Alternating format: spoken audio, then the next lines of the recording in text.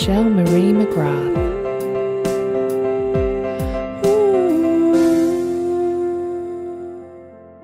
Welcome to today's episode of Unclassified Woman. I am very happy to be talking to Dr Kimya N Dennis, who is a consultant, speaker, community advocate, educator and researcher who works with organisations and community members in the areas concerning mental health, suicidal self-harm, reproductive freedom and being child-free by choice.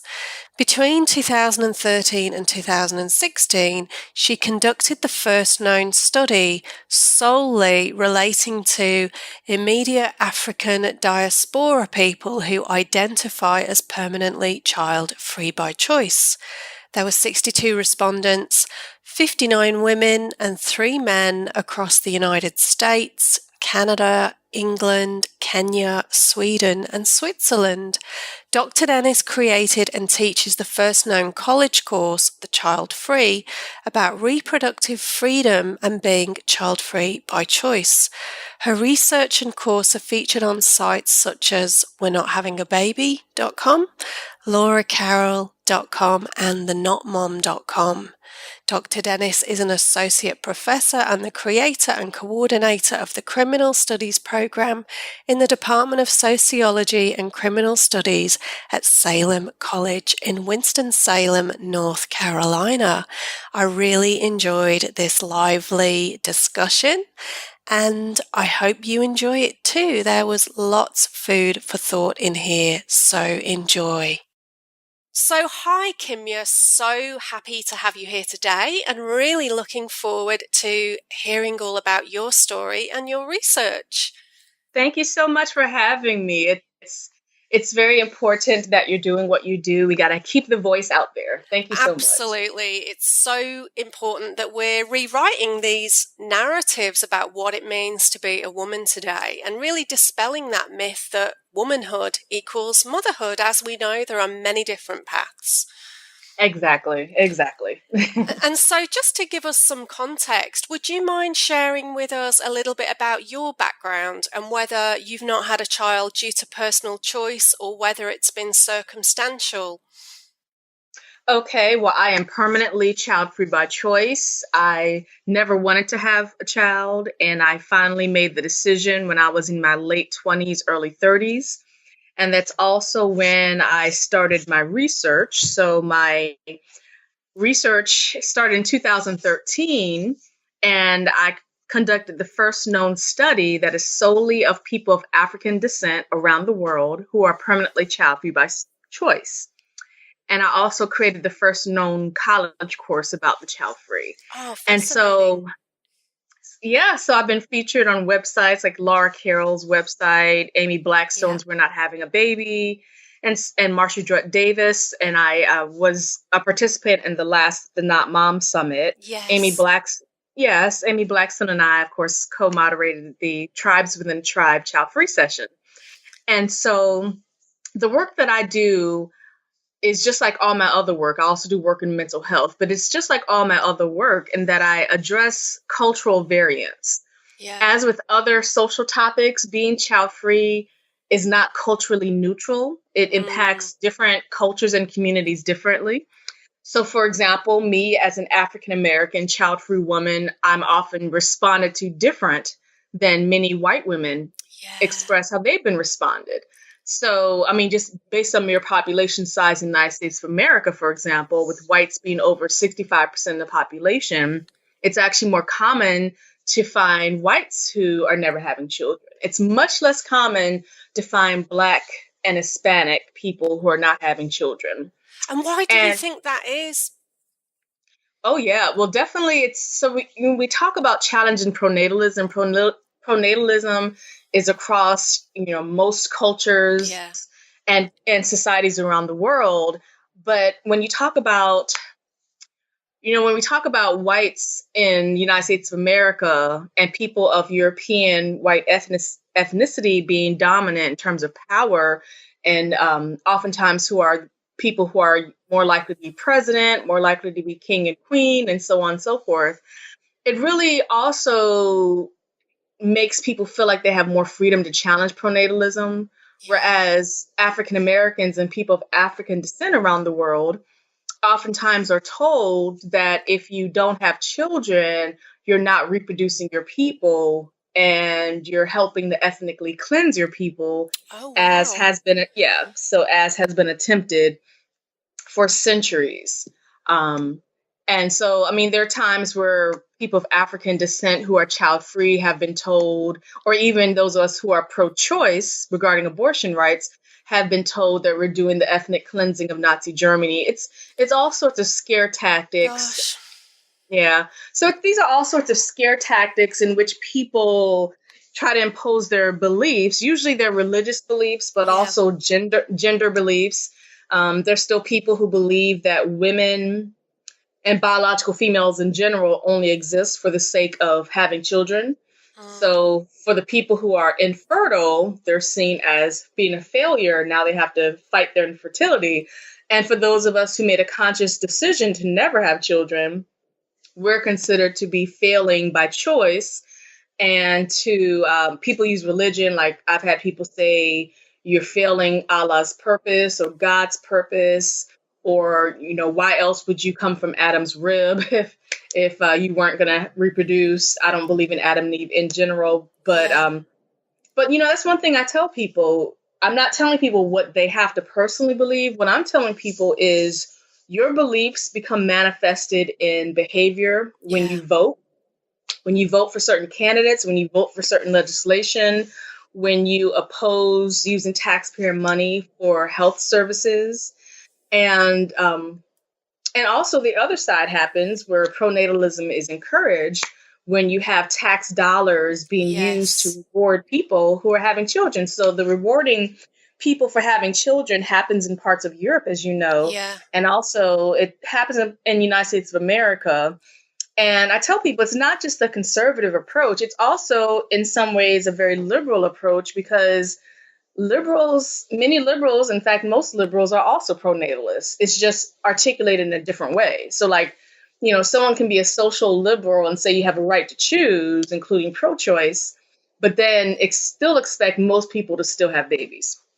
Yeah, it's really quite incredible, isn't it? I mean, I'm just listening to you and some of the comments that you make. I can't believe that people even voice some of the. It just seems so outdated, and often with a lot of religious views, it seems that so much is taken very literally rather than seen as a metaphor. It's so kind of damaging. Mm-hmm. Yeah, I mean it's very damaging, and it is a metaphor in a sense where people say figuratively they want everyone to reproduce. But God. then, when people are having difficulty doing so, or after the children are born and people are struggling, they don't know how to help these people. So, so I think that that's a huge issue here. And also, do we want to also make sure people understand the definition of child free? Yeah, that's right. Yeah, no, definitely it's good to voice that, because I know sometimes people don't always realize, they think it's interchangeable, whereas of course usually childless is usually referred to somebody who wanted to have a child and then they've been unable to for whatever reason. Yes. Yeah. So, especially for when we talk about group connections, like connecting individuals in groups, and also doing research, we want to have a clear definition of child free. Yeah. So you'll sometimes see people call it childless by choice, child free by choice, or just overall Mm, child free. And so we define that as people who have decided not to have biological or adopted children. yeah. Now, when people consider themselves on the fence or undecided, or maybe one day, they we prefer they don't align themselves with child free, because, as you know, child free, what we call bingos. We Yeah. receive a lot of we'll receive a lot of bingos where people tell us, you don't know what you want, you'll change your mind. So therefore, when people who call themselves child free change their mind because they were really on the fence instead of being child Yes. free, it really solidifies this. And Yeah. so I tell people, as an individual, you can believe whatever you believe. You can choose whatever you choose. I believe in freedom of choice. But the moment you try to align yourself with other people, that's when our opinion matters as well, Yeah. because you're trying to say that you're just like we are. But if you're not, then, you're not. So what are some of the best bingos that you've ever heard? I'm sure so many of us have had the joy of being on the receiving end of many of them. So the bingos, oh my goodness. Well, people tend to get frustrated because they want bingos to work. Yeah. So they get desperate, and especially those of us who no longer argue with people. Like usually, when we first decide that we're not having children, sometimes we're so passionate that we decide to debate. And once we get over that, people get even more angry because now they're Yeah. like, "Wait a second, I'm angry. You must be angry too." I think some of the, I would say, best/worst bingos were the "Why do you exist?" Yeah. Yeah. So the "Why do you exist?" Also, the I also had someone tell me that if you have a child, you can get someone else to help you take care of the child. It doesn't matter if you want the child, just have a child. Oh my Yeah, goodness. yeah. So It's there we go. crazy. And also, I think one of my favorites, I always remember hearing this like when I was much younger, is, because I did feel very much ambivalent for a very long time. It was just Mm-hmm. never something I felt. I never had that ticking biological clock experience, which I know lots of women do not experience that. And so, you hear that kind of old chestnut of, oh, you'll feel differently when you meet the right person, or, Yeah, oh, you'll feel differently once you've had the baby and the child's here. And I think, well, to me, I could never do that. To me, that is so selfish to not really be feeling that I really want to have that experience and then still bringing a child into the world. I couldn't do that. yeah. Exactly. I mean, but they want you to do that because it's based on a trap. Like pronatalism is also based on this trap, particularly for women, for men as well, but especially for women, because men are taught in most societies are patriarchal, male dominant. So men are taught that all you need is their sperm and they can come and go as they please otherwise. But women are taught that you have to have children, and now children are used to control women. Yeah. And so women who are free, even after having children, like I have friends who still do a lot of wonderful community work, do a lot of wonderful professional work. They're not neglecting their children, but they're teaching their children how to balance life. Yeah. There are people who get mad at women like that because they're like, wait a second, you're just supposed to be cooking and cleaning. That's why you have a womb. And so that's the complexity of what happens when pronatalism and children are used to prove dominance Yeah. and to essentially confirm that you only exist because you have a uterus. And don't you try to be competitive with those men in the world. You let them do the job and you women go cook something. Yeah, and it's the thing that never makes any sense to me is we know that there are enough children in the world who are abused, who are mistreated, so that we know it's obvious that not everyone who is able to reproduce is a natural parent or should be a parent. Like, we have so much evidence of that. And so why would you want to try and convince somebody to embark upon that path who's clear that that's not right for them? That never, to me, there's never any logic in that, but I don't think logic comes into a lot of these arguments often. No, it doesn't. It's not based on logic. It's based on what humans have just done for thousands of years, Yeah, and not really wanting to address change. And so one common thing that also happens is people will say, well, what are the pros and cons of you being child free? Like, what's the pros and cons? And yeah, I say, there's no cons. They're like, but you're missing out on having kids. I said, but if you don't want something, you're not missing out. exactly. And they said, well, when you get older, you won't have grandkids. I says, but I mean, I don't, if you don't want something, I mean, sure, in retrospect, you can look back, 100 years from now and say, I wish I had. But to me, I tell people, I mean, there are parents who regret having children. Yeah. There's some who regret immediately having children, and now they're just doing it because they have no choice. And so I tell people, it's like, don't buy the hype of other people. Like, don't allow other people to convince you either way. Don't buy the hype of what other people consider pros and cons. If they consider a con to never see a baby come out the womb and learn how to walk, then that's their con. If you're not interested in that, it cannot possibly be your con. Exactly. Another con that people oftentimes present is, well, humans will die out if no one has children, and that's when you have to remind them to stop being dramatic. Humans will never all stop having children. Um, Exactly. there And will always, we're on an yeah, overpopulated planet, and we're actually yeah, using up the planet's resources twice as exactly. quickly as we're replacing them. So that is not really going to be an issue. Oh yeah, I mean, we have abandoned buildings, abandoned houses. You can see footage of like entire malls, thousands of square feet where there's been no human in them for 10 years. All that open land that we're wasting and ruining, and Yeah. we're pushing out wild animals for the sake of humans' empty buildings and littering and so forth. So now, usually when people say humans will die down, they're talking about the quote unquote good humans. They're talking about particular societies and cultures that are considered the prestigious privileged in the world, Mm, not those, poor people, and especially, poor European ethnicities, poor African ethnicities, and so forth. So they're usually talking about a particular group of people who seem underrepresented when talking about immigrant populations. Now, they won't say that, but as a sociologist, I always have to tell people that what you're not saying is still captured in data. yeah. When we see people who vote, a lot of times they're voting from a particular spectrum because they want to see more people who look like them, usually. Yeah. So, yeah. So true.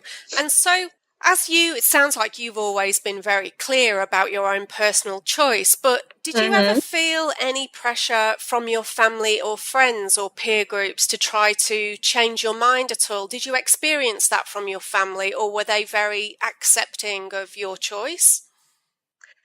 So, my family overall is very accepting. I think initially, since I'm the only daughter and I have three brothers, that they were hoping that I would have a baby. But my oldest brother is the only one with kids, and he has five wonderful kids who I love dearly, two of whom are now grown men, adult men.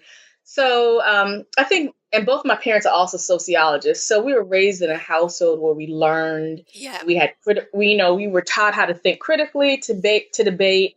And I'm sure when I was a kid, they didn't expect that critical thinking skill to result in me never having children. But, that's life. So I think that initially my parents, being the only daughter, perhaps they had this ideal of me having kids and being the only girl, having kids, getting married and all that stuff. But years ago, I just reminded them, I says, well, you raised me to be strong in my beliefs, to know when I'm wrong, but to also know when I really feel something and I'm not going to just try it just in case. This is not like trying a slice of chocolate cake and then throwing it No. away. Children are an obligation. So yeah, so overall my family is extremely respectful, and yeah, so I appreciate it.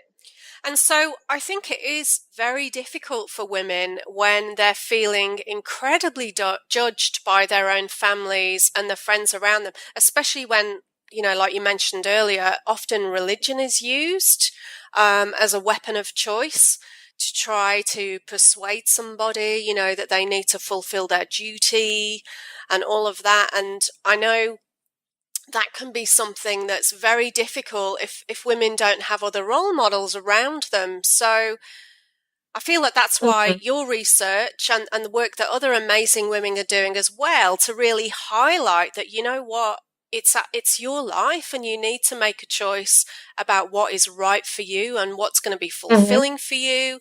And, not everybody's got the resources either to feel comfortable in starting a family. Again, very dependent on their individual circumstances. So there's just so many Mhm. variables, aren't there? Yes, there really are a lot of variables. And that's why when I teach the course and do community work, I reach especially communities where people frown upon Planned Parenthood because of the history of Margaret Sanger. And I talk about how Planned Parenthood in almost every state in the United States of America is working to combat its history. Yeah. And I now work with the Womb Room, which is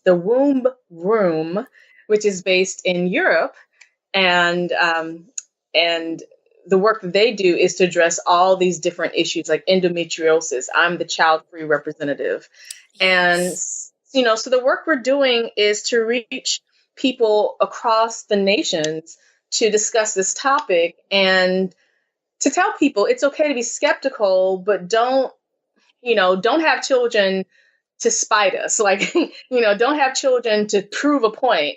Children deserve to be much more than just your data collection. Absolutely. And with your research, did that encompass any explorations in terms of child-free men, or have you focused specifically on women? Because I think that's kind of a very unrepresented and unexplored area too. Yeah. So for my research, there were 62 respondents in 6 nations and 59 women, 3 men. It was much more difficult to find men Yeah. than there was to find women.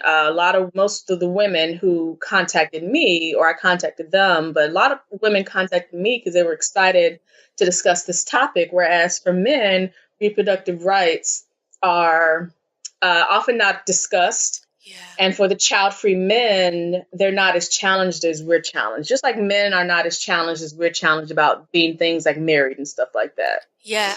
Yeah, absolutely. And it's also like, it's like one of those ridiculous comments that, oh, are you a career woman? Like you'd never say to a man, well, are you a career man? I mean, that's just a ridiculous, just the Exactly. thought of it is laughable, if we turn that around, isn't it? It is. It is. And that's that whole gender divide. So for the child-free men, some of them are staunch feminists in terms of believing in gender equity. Yeah. And for all of the respondents, they believe that it also shapes their interactions with family, friends, and who they'll date. Yes. Yeah. Yeah, so I mean, interracial dating can be a big deal in like African diaspora, Hispanic diaspora, East Indian, Asian child-free communities, because if you're child-free and you're seen as challenging your culture, it can also be difficult to find a child-free people within your racial group. Um, Yes. the person might say they don't want children, and then you know people change their minds. That could lead to divorce. That's why I wrote that piece Yeah. almost what, a year or two ago, almost 2 years ago, for the notmom.com, where I talked about love does not require complete conformity. um, One common bingo that I used to get also was that, well, if you meet a man you love, you'll have a child for him. And I said a lot of women and men, but mostly women, have children for a man and they don't want the child. And the child is awesome as long as your relationship lasts. The moment your Yes. relationship doesn't last, you're stuck with this kid that you had only for this man. Absolutely. And yeah, it just seems to be such a difficult thing because we are so conditioned, aren't we, to believe that it's, in inverted commas, natural to want to be a mother. And so, therefore, if you don't feel that way, then clearly there's something wrong with you and you're unnatural. Mm-hmm. Whereas we know now, don't we? I mean, obviously, more and more conversations, and this research is having that. I've heard that so often over the years of so many women saying that they just haven't had that urge. Um, and so they really thought it was just them. It's only now that we're talking about this more openly, and I'm sure that's only going to increase over the coming years, thankfully, so that more and more women can realize that if they're not feeling that urge, they don't have that desire, then it doesn't mean there's something wrong with them. Maybe it's Right. just an indication that it's not the path for them. Exactly, exactly. And they shouldn't feel lesser than, they shouldn't feel like they're losers. They shouldn't feel like their voice doesn't matter. Like one common thing, as you know, for political topics and social issues is people say, well, I have children and I want my children to be happy. And it's like, okay, those of us without children are not supposed to like want happiness or something, or we're not supposed to have a voice for socio-political issues. So I think that's another thing that we need to make sure our voice stays heard as child-free people, and also for people who are without child by circumstance. Yeah. Always let people know you're still grown, you still pay taxes, you still are a responsible human being, and you still have a voice, and you will never be silenced by people who think that only people with children. Yeah, should have an opinion. We see this, don't we, often I've noticed this over the last few years, particularly in Europe, where we've got, female politicians who don't have children, and then you see them being bad-mouthed and like, well, how can they have an opinion or Yeah. be working on like family policies when they've not got their own children, as though then, well, clearly they don't have an opinion and they've obviously got nothing of value to offer, which is just utterly ridiculous, when often the Yeah. decisions that they're making are impacting children on a wide scale through the work that they're doing and the decisions that they're making through their work. So you could almost say that they've got more energy and more ability to focus specifically on that role because they don't have a family to have to, worry about every day. Yeah, exactly. And I mean, I could rant all day about this. Um, so one thing I tell people is that politicians, employees, whatever the case, without children, we still think about issues. We still have input. Yeah.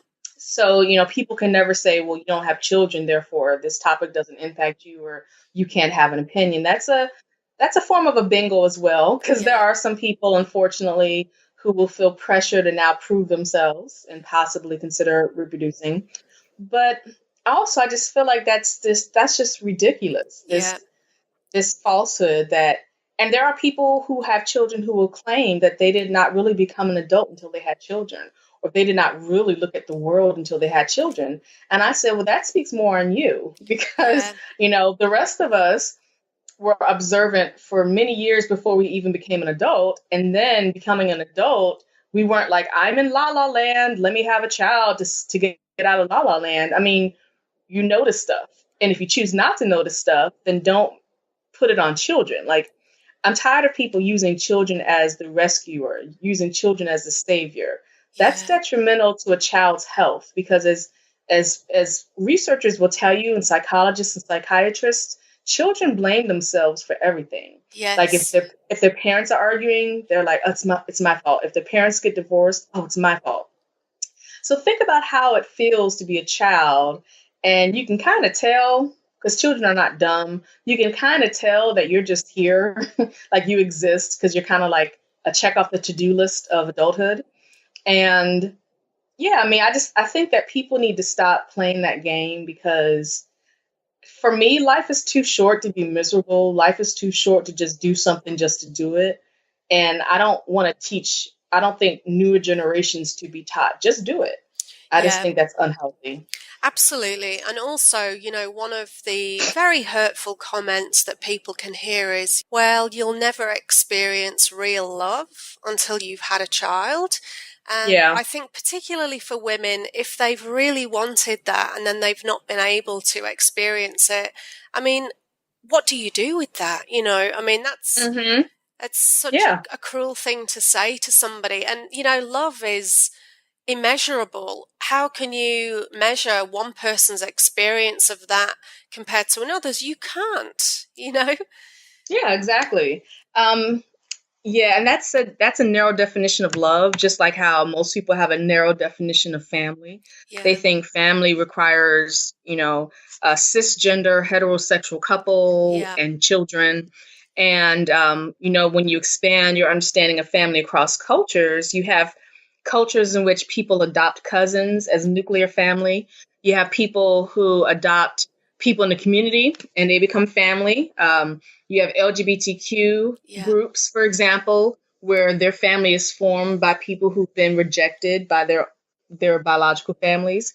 And we have cultures around the world where family is more of a, tribal or cultural collective, where you can share a similar identity without being biologically linked.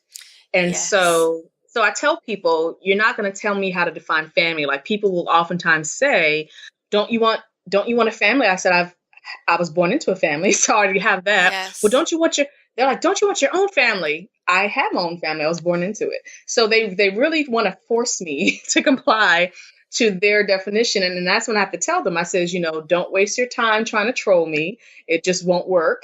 Um, you can believe your definition of family, but I'm not gonna be like, oh my goodness, you're right. Let me go reproduce because, I need the family the way they think I need it. Yeah. That's just not going to work. And so when I work with students and people in communities, and I also work with a young girls group of preteen girls, I tell them that what we want is freedom, and freedom includes reproductive freedom. Yes. So we can't say we want, greater equity in education, greater equity in job access, career access, and then say, however, all women still have to pop up babies. I'm Yeah. not allowing that to. That's a reality for most humans. However, that's not my reality. And anyone who speaks to me, I'm not going to pretend it's my reality. No. Never. I don't pretend. Yeah. No. And also, so having children is also one form of creative expression in a way, but obviously there are a multitude of ways that we can express ourselves in the world. And also, so many different ways that we find purpose and meaning. So, where do you find purpose and meaning, and how do you most enjoy expressing yourself and your creative gifts in your own way?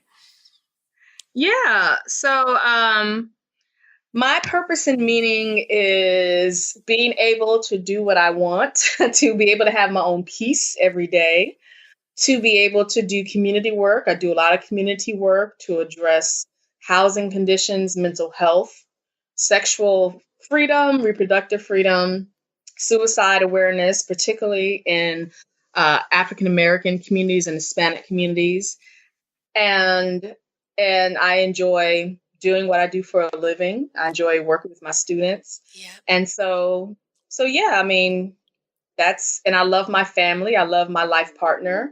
I just, yeah, I'm happy. And never do I believe in allowing other people to convince you that you're not happy. Like, other people will try really hard to say, but you're not really, really happy. And they'll look you eye to eye. You're not really, really happy. And I'm like, come on now, people. That's just outdated jargon. And often people are So, just trying to justify their own decisions and make themselves feel more comfortable in what they're doing. yeah, yeah. But yeah, they're trying to make themselves more comfortable. They're trying to justify their own life decisions. They're trying to do all sorts of stuff. So, you know, it is what it is. And I tell them, you can live your world trying to make yourself comfortable, but don't try to insert that in my existence. Yeah. So I tell people, the work that I do, the research, the teaching, the community work, I challenge all of that. And it makes people angry because they don't like things being challenged. Humans are really good at putting things in categories and pretending the Yes. categories have hard lines between them. And I tell people, I'm not going to try to convince you if you insist on not being convinced. Instead, I want open dialogue so that we can understand each other's views. And also, I tell people I don't try to change your mind. Instead, I Yes. want you to see how your belief system can translate into action, including voting, Mm, and how that action can harm other people. yeah. So, that's when it's more than just my personal opinion. A lot of pro-lifers will say, well, my personal opinion is this. I said, actually, it's not a personal opinion when you're voting pro-life. Yeah. Yeah. Absolutely. And so, moving forward over the next few years, I think we're going to see so much more discussion around these topics, which is so needed. And so, how else do you feel that we can help to release the taboos that are connected with choosing not to have children, and yeah, just about women having more autonomy over their own bodies and reproductive choices? Yeah,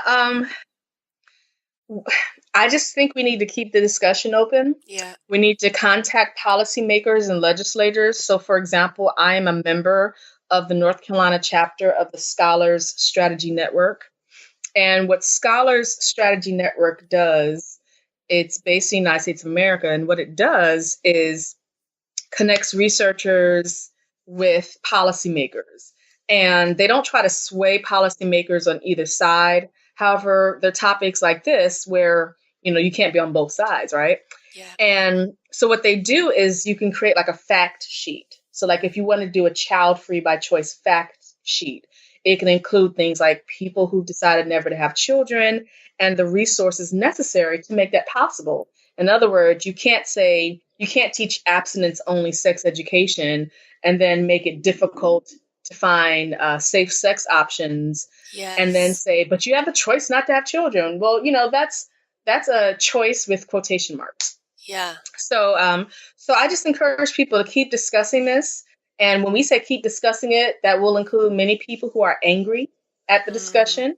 There are people who will try to demonize you. There are people who try to tell people this person's bad for our community. I mean, all of that's just the reality. And you just keep on keeping on.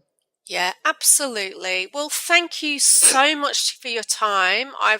Just love talking about this, and I think it's just an ongoing education process for all of us of learning and growing and being open to every woman having the right to choose what's right for her, and all of us supporting that choice collectively and that freedom.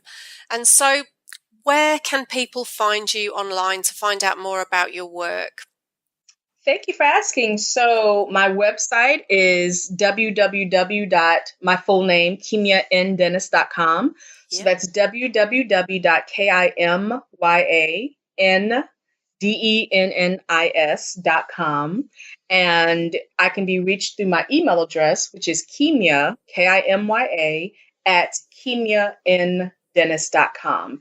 And remember to include the N, because I do not know where your email will go if you leave out the N. Yes, the joys of technology. Well, thank you so much for your time today. I really appreciate it. And I really look forward to seeing how this develops over the coming years. Really interesting time to be on our planet, I feel. Yes, it is. And let's keep in touch, because I appreciate the wonderful work you are doing. And there's so many topics that are connected to this topic that I think it would be awesome when you have time that we can tackle all these different topics that are up for debate across all societies. Brilliant. Thank you. That's fantastic. Thank you. Thank you for listening to Unclassified Woman. If you enjoyed this episode, please subscribe. For information on events and services, connect with Michelle at michellemariemcgrath.com.